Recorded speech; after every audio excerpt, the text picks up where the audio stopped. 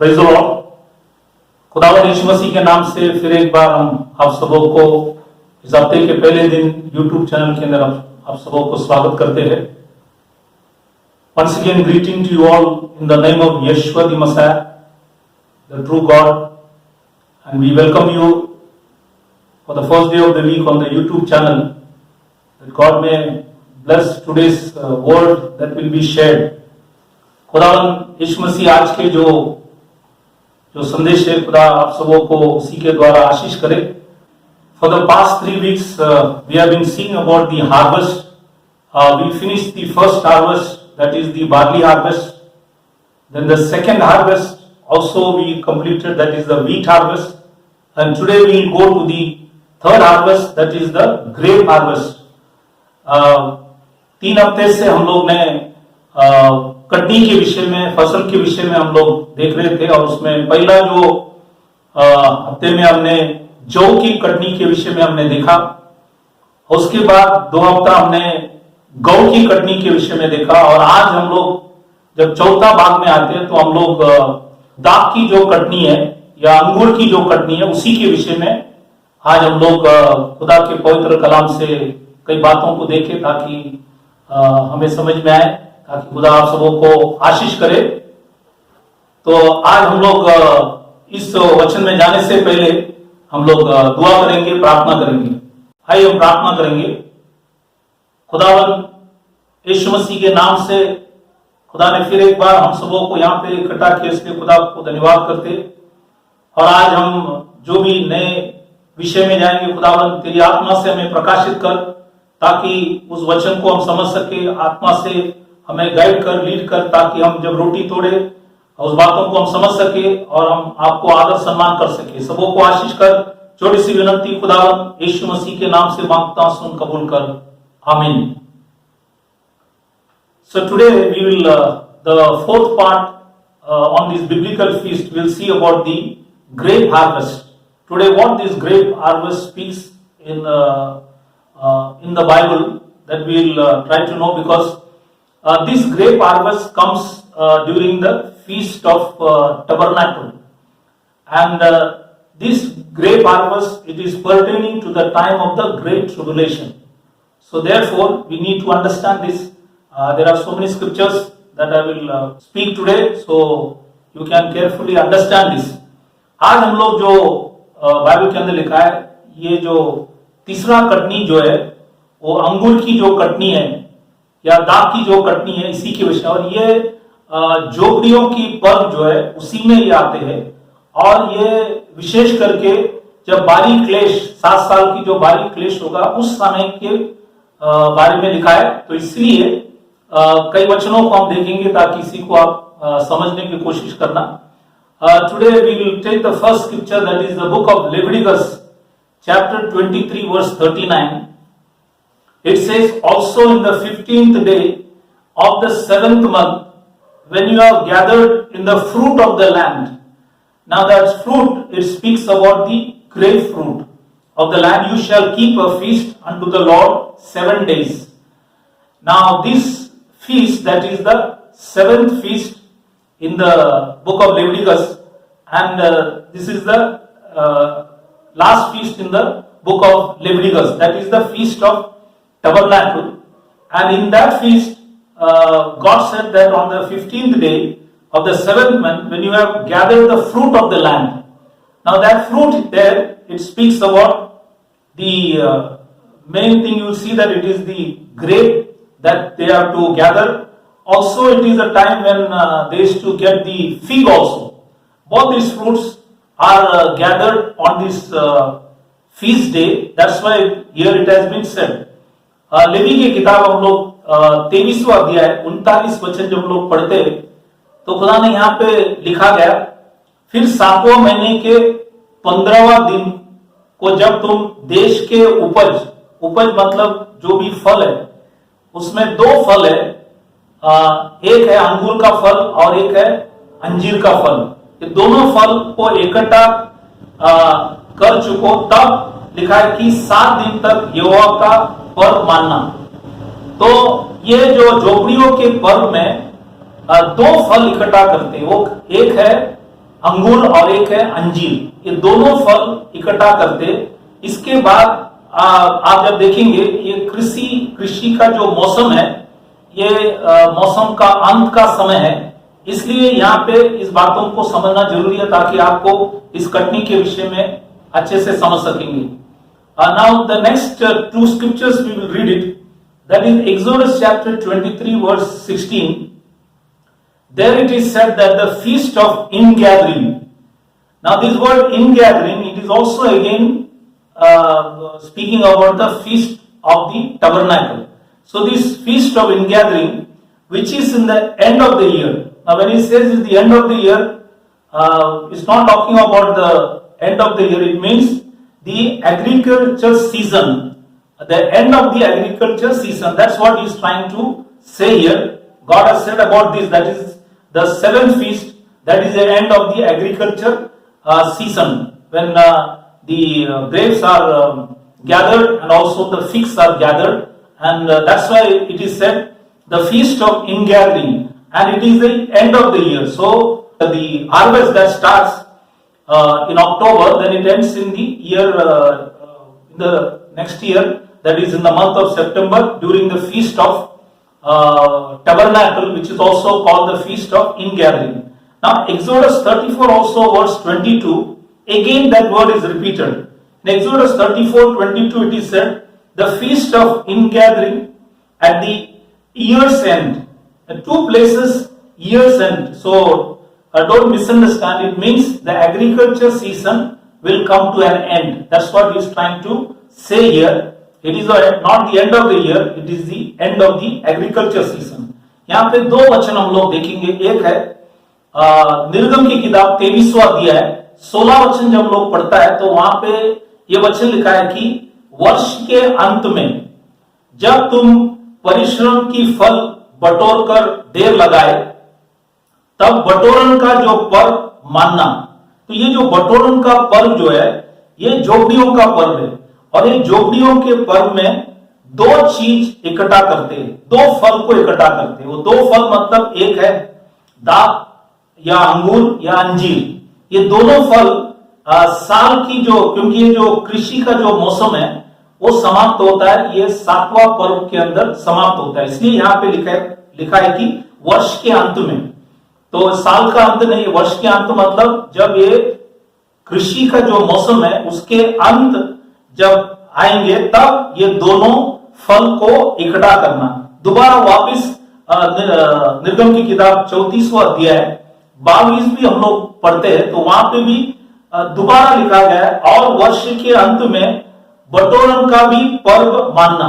तो ये दो बार बटोरन की पर्व जो मतलब जो कृषि मौसम का जो अंत है उसी समय के अंदर ये दोनों जो फल है इसको इजरायली लोगों से कहा था कि इसको इकट्ठा करना, मतलब अंगूर और दाख दोनों इकट्ठा करना। तो इसीलिए वो हमें दर्शा रहा है कि जैसे ये जब बटोरेंगे तो अंत हो गया, मतलब वो जो कृषि का मौसम का जो अंत है, वैसे खुदा इसी वचन के द्वारा हमें पृथ्वी के अंत में भी बाइबल के अंदर लिखा है अंगूर की कटनी होगा, उसी के विषय में ये वचन के द्वारा भी हमें समझाते हैं। The next verse that we'll see is Exodus chapter 23:19 is very important verse, because here it is said that the first of the first fruits of thy land thou shalt bring into the house of the Lord thy God. And then he has said something very important is, thou shalt not seethe a kid in his mother's milk. What is he talking here? Now he is connecting that to the first fruits of thy land. He says, when you bring the first fruits of the land, thou shalt not seethe the kid in his mother's milk. What is he trying to say? We need to understand why did he say that. Now, the first fruits, that is, I again said that it is the fruit, two fruits, that is grape and fig. Both are gathered in this seventh feast, that is the feast of the tabernacle, and they have to bring it into the house of the Lord as a token. It is that you are giving thanks to God, that it is God who gives you this fruit. So in order to thank God, they have to bring these first fruits. All the first fruits they have to bring it to the house of the Lord to give thanks unto the Lord that this year has gone well and we got this fruit. That's where they come to give thanks and praises to God for having a very good harvest. But at the same time, God said, when you bring these two fruits, and it is the end of the year of the agriculture season, and that time He said, you shall not see the kid in his mother's milk. Now in those times, the Gentiles or the heathens, they had a practice there or a custom. The custom is that they will bring goat's kid and they will boil that goat's kid in his own mother's milk, and then that broth which they get it, that they take it and they sprinkle it. They will go to the field, and wherever the vineyard is there, or they have any other field, or all the trees that bear fruit, they will go and sprinkle on them in order so that next year they may have a good harvest. Now that's what the heathens or the Gentiles in those times, they used to practice, that they had a custom. Now God said to the Israelites, you will not do that. You shall not see the kid in his mother's milk, because it is after all God who gives everything. Like in Amos chapter 4:7, God said that I give the rain, but I can also stop the rain for 3 months. Then one city I will give a rain, another city may not have. So it is all in His hands. So what He is trying to say, that when you bring the first fruits to the house of the Lord, you are trusting God for the next year also. So God says, don't do this custom. You trust me. Next year also I will give you a good harvest. That's what the scripture meant to say that, and that's why Israel was forbidden that they should not see the kid in his mother's milk. That was a custom of the heathens that they should not do, and that's what the scripture meant to say that. निर्गम की किताब 23वां अध्याय, जब हम लोग 19 वचन जब पढ़ते, तो खुदा ने सभी इजरायली लोगों को वहां पे कहा गया कि अपनी भूमि का पहली उपज, मतलब ये जो फल, मतलब उसमें मैंने कहा अंगूर भी आया, अंजीर भी आया, और लिखा है कि पहली जो उपज है उसका पहला जो भाग है अपने परमेश्वर यहोवा के भवन में ले आना।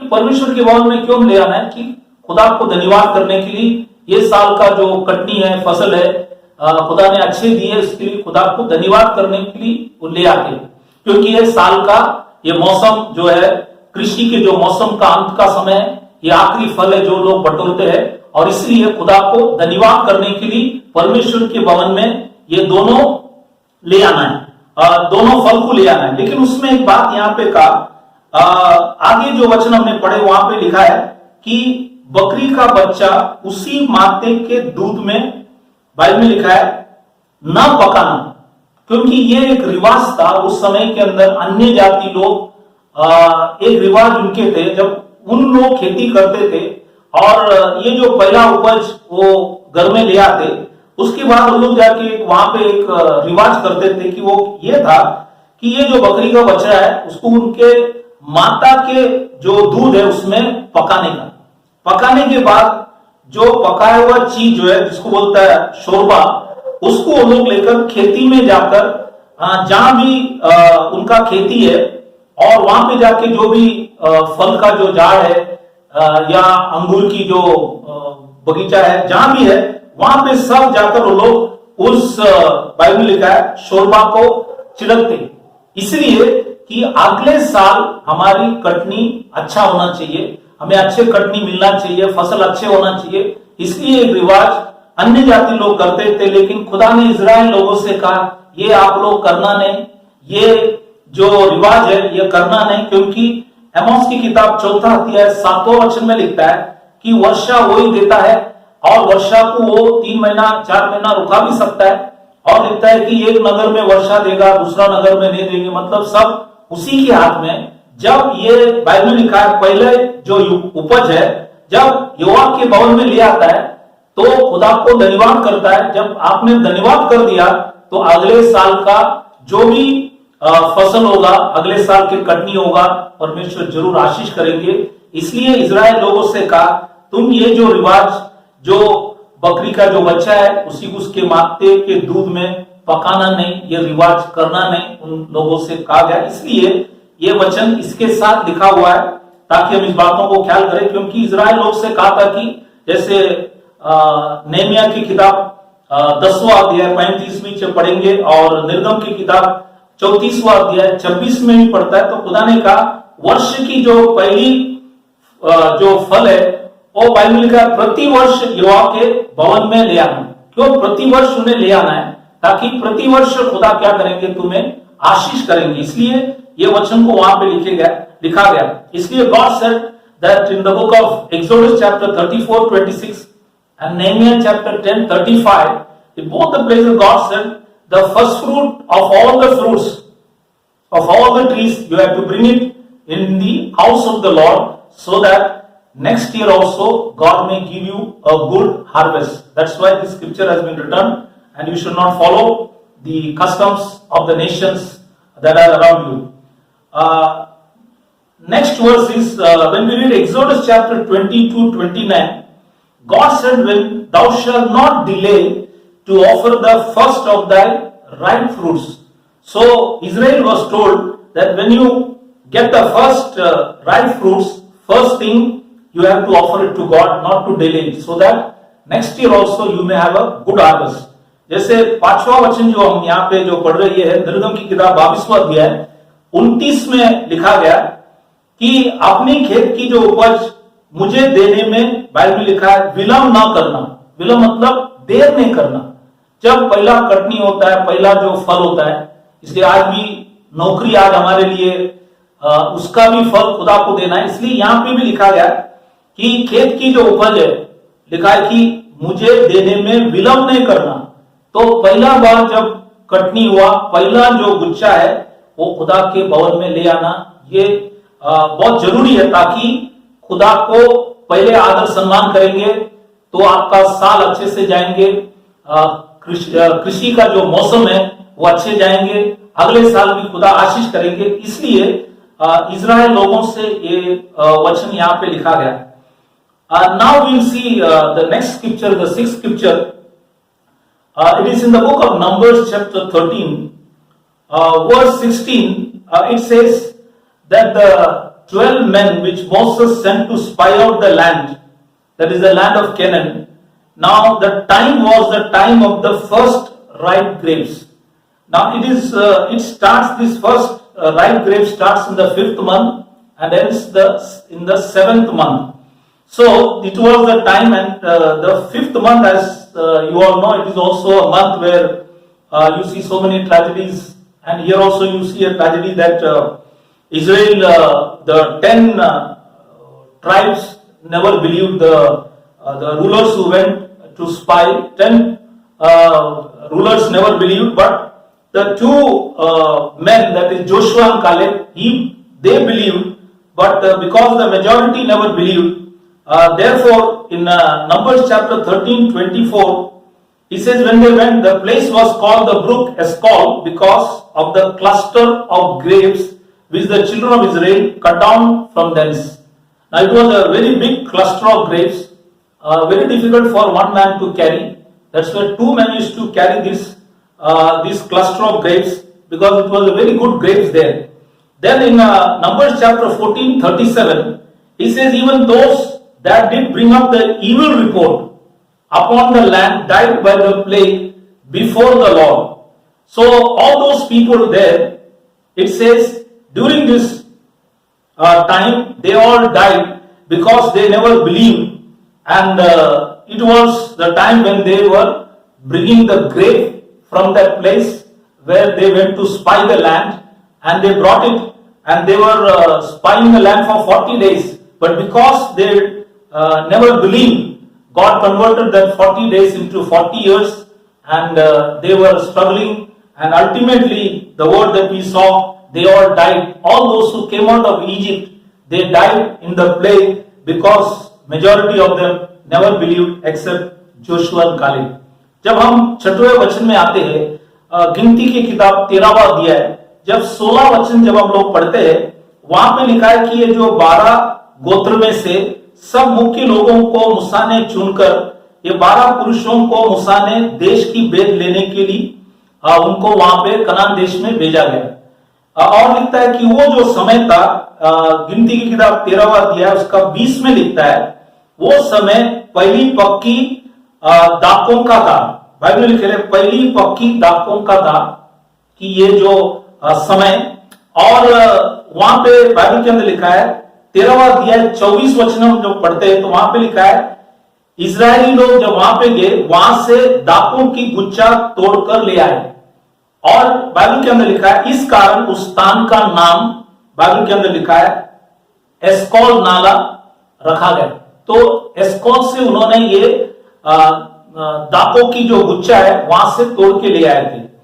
फिर लिखता है आगे गिनती की किताब 14वां अध्याय 47 में लिखता है कि उस देश के जो लोग जो गए थे वहां पे भेद देने के लिए, जो लोगों ने नामदारी करने वाले पुरुष यहोवा के मारने से उसके सामने बाइबल लिखा है मर गए, मतलब ये विपत्ति के द्वारा मर गए। क्योंकि आप यहां पे देखेंगे कि जो 12 लोगों को भेजा गया उसमें से 2 व्यक्ति मतलब योशुआ और कालेब उन्होंने विश्वास किया, लेकिन 10 जो गोत्र में से जो मुख्य लोग गए थे उन्होंने बुरी रिपोर्ट ले आया। इसी की वजह से वो लोग बाइबल के अंदर लिखा है ये सभी लोग कनान देश प्रवेश नहीं कर सका। जो लोग मिस्र से बाहर आए, अब मालूम है कि 6 लाख से अधिक लोग बाहर आए, लेकिन सिर्फ 2 ही व्यक्ति जोशुआ कालेब और उनके साथ इन सभी लोग जो गुजर गए उनकी बच्चे के साथ वो लोग कनान देश गए। तो यहां पे लिखा है कि ये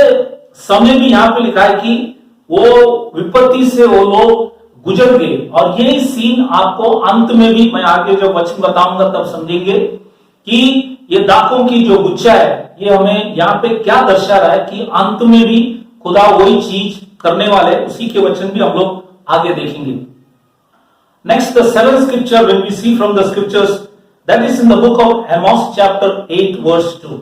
When you read Amos chapter 8:2, God is asking Amos, what seest thou? And he said, that is, I said, a basket of summer fruit. What is the summer fruit? The summer fruit is fig. That is the last fruit, they get it along with grapes. So this is the fig. Then said the Lord unto me, the end is come upon my people of Israel. I will not again pass by them anymore. Now here, it is said that the summer fruit. Now God uses all agriculture language to make you understand the spiritual meaning in it. So it is very important to understand. Here it says the summer fruit. Now summer fruit, the summer word, it speaks about the feast of tabernacle. That is the end of the agriculture season when they gather the summer fruit. It is the fig and also it is the grapes. Now these both are collected or it is gathered during this feast, and it is the end of the agriculture season. That's why when here it is the gathering of the fig, that is the summer fruit, then God said, when you gather that, the end of my people is come. Then he said, I will not again pass by them anymore, because the end of Israel, that is the northern people, the 10 tribes, that is the Israel is talking about, their end is coming. God has already predicted through God's servant Amos. That's what we see in this scripture. Amos की किताब 8वां अध्याय 2रा वचन जब हम लोग पढ़ते हैं तो यहाँ पे खुदा ने यहाँ पे लिखा गया, उसने कहा ये आमोस तुझे क्या देख पड़ता है? तब मैंने कहा धूप काल की फलों से भरी एक टोकरी। ये धूप काल की फल क्या है? ये धूप काल की फल मतलब वो वहां पे अंजीर को वो लोग इकट्ठा कर रहे थे। धूप काल में अंजीर मतलब मैंने कहा ये कृषि का मौसम का अंत में ये बटोरते हैं, मतलब ये अंजीर बटोरते हैं। और जब एमोस जो खुदा के दास था उन्होंने कहा कि मैंने ये देखा कि बाइबल के अंदर लिखा है एक टोकरी में उन्होंने धूप काल का फलों को देखा। तो खुदा ने क्या बोला, देखो उनसे कहा, मेरी प्रजा जो इस्राएल है उनका अंत हो गया, उनका अंत आ गया, और कहा कि मैं अब उनके पास से नहीं गुजरूंगा या जाऊंगा। तो खुदा उनसे कहा खुदा के दास के द्वारा, जैसे अंजीर जमा करते हैं वैसे मैं लोगों को भी जमा कर कर उनकी अंत करूंगा। इसी के विषय में उसने, क्योंकि वो बहुत बार खेती के भाषा लिखकर आपको आत्मिक बातों को समझाता है, और इसलिए उन्होंने यहां पे इस बातों को कहा गया ताकि यहां पे भी आपको ये जो कटनी का अंत जो है समय के विषय में वो हमें याद दिला रहा था यहाँ पे। इसी के द्वारा और भी कुछ वचन हम लोग वचन से देखेंगे। Next we will see another words, that is the book of Micah. When we come to the book of Micah chapter 7 verse 1 and 2, now here again this servant Micah was a minor prophet. Now see what he says. He says, woe is me, for I am as when they have gathered the summer fruit. Again it is mentioned summer fruit. As the grapes gleaning of their vintage, there is no cluster to eat. My soul desired the first ripe fruit, but he could not get.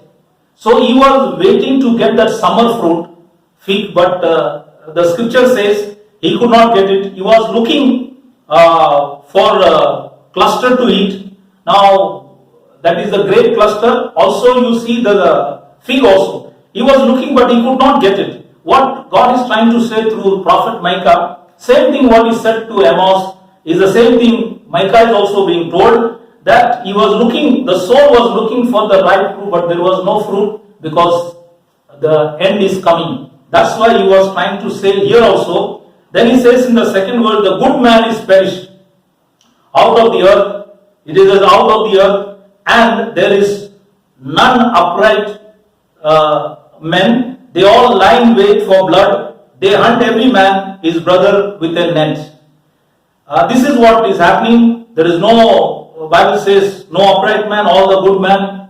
Bible says everybody is perished. Now through this summer fruit, he is making us understand, because as I said, he is using all this agricultural language so that you may be able to understand the end time, the tribulation time, when he is going to have a harvest of the people who are not believed, and that's what this harvest is speaking about. तो यहाँ पे जो mica की किताब जो है 7वां अध्याय, पहला और दूसरा वचन हम लोग जब पढ़ेंगे तो वहां पे बाइबल में लिखा है, उस समय के अंदर वो लोग धूप काल की जो फल है वो तोड़ते थे, धूप काल की फल। और बाइबल के अंदर लिखा है कि मुझे तो पक्की अंजीरों की लालसा था, तो उन्होंने पक्की अंजीरों की लालसा किया, लेकिन परंतु खाने के लिए कोई गुच्छा नहीं रहा। तो वहां पे कोई गुच्छा उनको मिला नहीं, मतलब अंगूर की गुच्छा, अंजीर की गुच्छा सब खत्म होने पर है, क्योंकि ये कृषि जो है बाइबल के अंदर लिखा है, ये कृषि के जो मौसम की अंत के समय में, जैसे एमोस के वचन हम लोग ने पढ़े, उसी वचन को माइका भी लिखता है कि ये धूप काल की जो फल है इकट्ठा करने का समय आया, मतलब अंत का समय आगे, ये भी ये वचन हमें यहां पे दर्शाते हैं। Now we'll go to the next scripture, that is the 9th scripture in the scripture, that is in the book of Proverbs chapter 10:5. This Proverbs is written by Solomon, and Solomon says in Proverbs chapter 10:5, he that gathereth in summer is a wise son, but he that sleepeth in harvest is a son that causeth shame. So here God is instructing us that in summer, now when he says summer, that is the end of the agriculture season. So in the end of agriculture season, you are supposed to gather the fruit. And if your Bible says he that gathereth in summer is a wise son. So every son, we are all sons of God. So every son of God, they are supposed to gather in summer. That is, the fruit has to be gathered. Today the fruit is speaking about saving a soul. That is our duty spiritually. So he says we are supposed to gather in summer. That means when we are coming nearer to the end, that is for the wheat harvest, also for the grape harvest. So for us, the church, the wheat harvest also, that time God says, you should be gather the fruit. And then he also says, he that sleepeth in harvest is a son that causes shame. So in the harvest time, we should not sleep. That he meant to say that harvest time we should be watchful and careful so that we may be able to gather a good harvest. That means, as Jesus Christ said, the harvest is plenteous, but the laborers are few. Therefore, we should pray that God may send a lot of harvest that we saw in the Bible, how John the Baptist did it, Jesus Christ did it, Apostles did it. In these last days, we may also do it.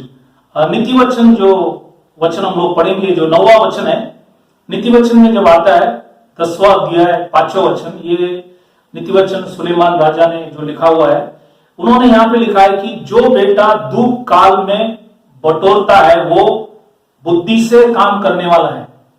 तो दुख काल मतलब, जैसे मैंने कहा, दुख काल में क्या है, अंजीर बटोरते हैं। तो अंजीर बटोरने के टाइम बाइबल में लिखा है ये हमें करना जरूरी है। अगर हम करेंगे तो यहाँ पे लिखा है, क्योंकि सब बाइबल के अंदर लिखा है सब खुदा की बेटे हैं, तो हम सब बेटे बाइबल के अंदर लिखा है। जैसे गौ के कटनी के टाइम भी हमें बाइबल के अंदर लिखा है गौ जमा करना है, वैसे इस आखिरी दिन में भी खुदा ने लिखा है कि जब दुख काल के अंदर, मतलब आखिरी दिनों में, बाइबल के अंदर लिखा है तकलीफ के समय में, बाइबल में लिखा है बड़े क्लेश जब आएंगे तभी भी बाइबल के अंदर लिखा है उस टाइम में भी बटोरना है, क्योंकि वो अंत हमें दर्शा रहा है। और फिर ये बात लिखा है, परंतु जो बेटा कटनी के समय बारी नींद में पड़ा रहता है वो लज्जा के कारण होता है। तो कटनी के टाइम सोना नहीं। तो आज हमारे लिए, जो मंडली के लिए गौ का कटनी है और अंत में जो अंगूर का कटनी है, दोनों टाइम में खुदा ने कहा सोना नहीं, ताकि हम, बाइबल के अंदर लिखा है, मंडली के लिए लिखा है कि गौ को बटोरना है, क्योंकि कटनी बाइबल के अंदर जैसे लिखा है कि खुदा यीशु मसीह ने, बाइबल के अंदर लिखा है, बहुत से लोगों को विश्वास के अंदर ले आए। यूहन्ना द बैप्टिस्ट ने हमने देखा कि बहुत लोगों को लेके आए, प्रेरित लोग ने ले आए। इसलिए अंत के समय हम भी, बाइबल के अंदर लिखा है, क्योंकि खेत पक चुका है, इसलिए बाइबल के अंदर लिखा है कटनी करना बहुत जरूरी है। उस टाइम हम सोए पड़े नहीं, इसलिए वचन यहाँ पे लिखा गया। क्योंकि ये इसलिए भी लिखा गया कि बाइबल के अंदर लिखा है दुख काल मतलब अंजीर जो है वो आखिरी में अंजीर जब ले आएंगे, तब बाइबल के अंदर लिखा है उस समय के अंदर अगर हमें बुद्धिमान होना है तो हमको बाइबल के अंदर लिखा है बटोरना है। इसी के विषय में ये वचन हमें दर्शाता है। Next, the 10th scripture we see in Isaiah chapter 9:3. Normally when they have this harvest is always a time of joy, because they said they joy before thee according to the joy in harvest. That is Isaiah 9:3. So harvest is always a time of joy. Like you see that in the Bible when Samaritans came to the Lord, Bible says there was a great joy in Samaria. So it is a joy when more people believe God and follow God. It is a joy. So harvest is a time of joy. But here you see harvest instead of joy, it is a sad situation because people are sleeping, not doing the work, and the end is near. The harvest is near. People are sleeping. People are not able to see, understand. That's why we should have joy. And when a man is converted, there is a great joy. That's what we see. The whole book of Acts, you see so many joy. People are rejoicing because it was a time of harvest. Many people came to the Lord. जैसे हम 10वां वचन यशायाह की किताब 9वां अध्याय 3रा वचन जब पढ़ता है, तो ये कटनी का समय कभी भी एक आनंद का समय है, खुशी का समय है। और इसलिए आप देखेंगे जब समारी लोग फिल्म के द्वारा वचन सुने, लिखा कि वहां पे बहुत बड़ा आनंद आया। और बाइबल के अंदर लिखा है खोजा जब विश्वास में आया, बहुत बड़े आनंद आए। पूरे प्रेरित के अंदर हम जब पढ़ते हैं, वहां पे बहुत से आनंद लोगों के अंदर आए, क्योंकि अच्छे फसल वहां पे आ रहे थे, कटनी हो रहे थे, बहुत से लोग खुदावंद यीशु मसीह के पास मुड़ रहे थे, मन फिरा रहे थे, पश्चाताप कर रहे थे, इसलिए ये खुशी का समय। लेकिन अब क्या बाइबल के अंदर लिखा है, खुशी के बदले में सब लोग यहाँ पे आपको दुखित अवस्था दिखेंगे, क्योंकि लोगों ने बाइबल के अंदर लिखा है सो रहे, समझ में नहीं आया वचन की, और इसी की वजह से जो खुशी होना चाहिए वो खुदा ने दुख में बदल डाला, क्योंकि लोगों ने जो काम करना था किया नहीं। इसलिए ये वचन यहाँ पे लिखा गया। The 11th scripture that we'll see regarding this grape harvest is Jeremiah chapter 8:20. Here it says the harvest is past. He says the harvest is past, the summer is ended, and we are not saved. What are you trying to say, Jeremiah? The Israelites, the harvest is past, and the summer, that means the fruit they are supposed to gather during the time of summer, they never gathered it. They were sleeping, and he says that's where the summer is ended, that the summer fruit they never gathered it, and we are not saved. So harvest is past, summer is ended, the fruit is not gathered, the harvest is also finished, and people are not saved. And that should not be the situation. Even during the wheat harvest, we should see that the harvest don't go away. We must do our work so that many souls may be saved. For that we need to pray, and we need to walk in the field which is the whole world, and get souls to the knowledge of truth. यहाँ पे जो वचन हमने पढ़े यिर्मयाह की किताब 8वां अध्याय 20 में, यहाँ पे लिखा है, यिर्मयाह में भी लिखता है कटनी का समय बीत गया। यहाँ पे लिखा है कटनी का समय बीत गया, फल तोड़ने का ऋतु भी समाप्त हो गया, और हमारा उद्धार नहीं हुआ। तो धूप काल में बाइबल के अंदर लिखा है कि फल बटोरने का काम है, अंजीर बटोरना है, अंगूर बटोरना है, लेकिन लोगों ने सो गए। लिखा है कि कटनी का समय बीत गया, लोगों ने काम नहीं किए, और लिखता है कि फल तोड़ने का जो ऋतु है वो भी समाप्त हो गए, लोगों ने किया नहीं, और लिखता है कि इसी की वजह से हमारा उद्धार बाइबल के अंदर लिखा है नहीं हुआ है। तो आज हमें उद्धार होना है, हमारे भी उद्धार होना है, औरों को भी उद्धार में ले आना है। इसलिए ताकि जैसे शिष्य लोग ने बहुत से काम कर प्रेरित लोग ने काम कर बहुत से लोगों को विश्वास के अंदर ले आए, उसी समान हम ये काम करें ताकि उद्धार हमसे निकल ना जाए। इसलिए इस वचन को भी यहाँ पे लिखा गया ताकि हम इस बातों को ख्याल करें। अब हम मेन विशेष वचन जो है वो है, हम लोग जब प्रकाशित वाक्य जब हम लोग पढ़ते हैं, तो प्रकाशित वाक्य में जब हम लोग आते हैं तो प्रकाशित वाक्य 14वां अध्याय 14 से 20 जब हम लोग पढ़ते हैं, तो यहां पे आप देखेंगे कि अंगूर की जो फसल है कटनी, इसी के विषय में यहां पे लिखा गया। और यहां पे लिखा गया कि अपनी बाइबल के अंदर लिखा है अपना चौका हसुआ लगाकर पृथ्वी के दाखलता के गुच्छे, पृथ्वी के दाखलता के गुच्छे काट लो, क्योंकि उसकी दाख पक चुकी है। तो ये अंत के समय के अंदर विशेष करके अंत के विषय के बारे में यहां पे लिखा गया कि जब बाइबल के अंदर लिखा है बारी क्लेश जब होगा 7 साल के समय के अंदर, बाइबल के अंदर लिखा है बारी क्लेश के समय के अंदर, ये बाइबल के अंदर लिखा है, खुदा ने यहां पे लिखे रखा है, मतलब ये 7 साल के समय, अंतिम समय जब वचन प्रचार किए जाएंगे, तब आखिरी में जो लोगों ने माना नहीं उनके ऊपर बाइबल में लिखा है अपना चौका हसुआ लगाकर पृथ्वी के दाखलता के गुच्छा, बाइबल के अंदर लिखा है काट लो, क्योंकि उस दाख बाइबल में लिखा है पक चुकी है।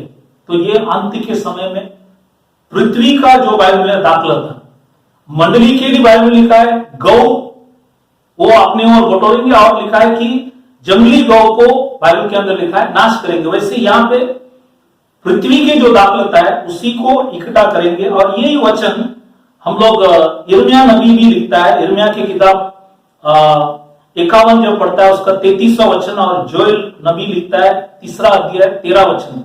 ये दोनों वचन वो जब पढ़ेंगे वहां पे भी इसी विषय के ऊपर लिखा है। इसलिए ये झोपड़ियों का जो पर्व है उसी समय खुदा बाइबल के अंदर लिखा है, ये अंगूर की जो फसल कटनी उस टाइम के अंदर किया जाएंगे, और इसलिए ये बारी क्लेश के समय होगा। इस बातों को ख्याल करना।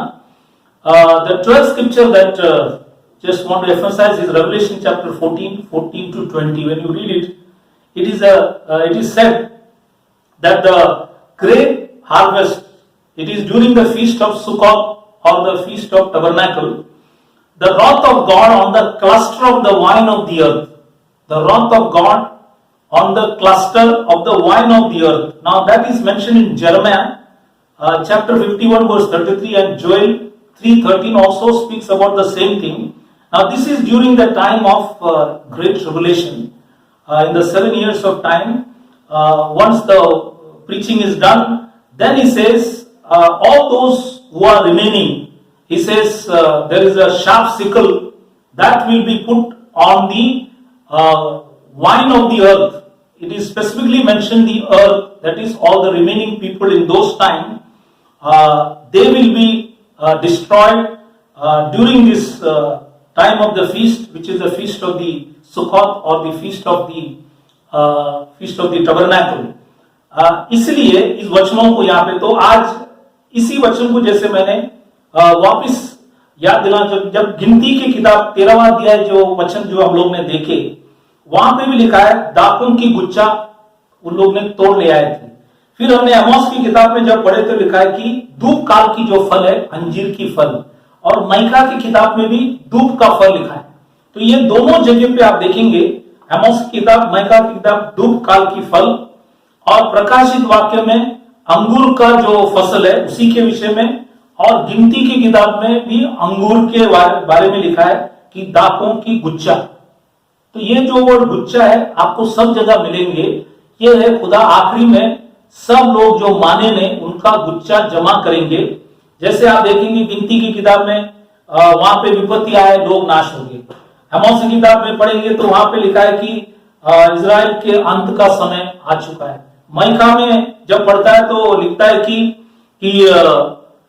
मुझे तो पक्की अंजीरों की लालसा थी, लेकिन लिखता है परंतु खाने के लिए कुछ गुच्छा नहीं मिला, कोई गुच्छा मिला नहीं। तो ये सब जगह पे आप देखेंगे तो ये आखिरी दिन में बाइबल के अंदर लिखा है, भारी क्लेश के समय खुदा आखिरी लोग जो नहीं मानेंगे उनको जमा करेंगे। जैसे गौ की कटनी के टाइम गौ को वो अपने बाइबल में लिखा है खत्ते में लेंगे और अपने पास लेंगे, और जो जंगली गौ है उनको वो अलग करेंगे नाश के लिए।